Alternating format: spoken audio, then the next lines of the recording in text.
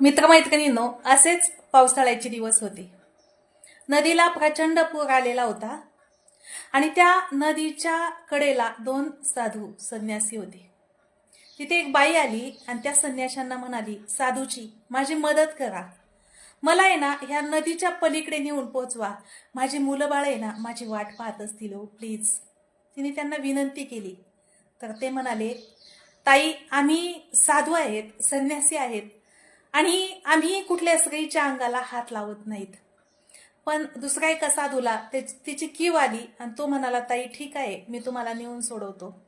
तिने त्या साधूने तिला उचललं, खांद्यावरती घेतलं, पाण्यामध्ये गेला आणि तिला त्या नदीच्या पलीकडे तो तिला सोडून आला.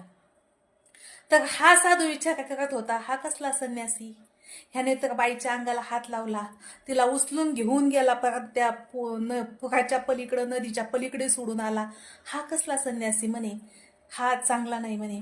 मग तो जेव्हा त्या बाईला सोडून याच्याकडे येतो ना, ह्या संन्यासाकडे, तेव्हा हा संन्यासी त्याला म्हणतो, तू संन्यासी नाही, तू एका स्त्रीच्या अंगाला हात लावलाय.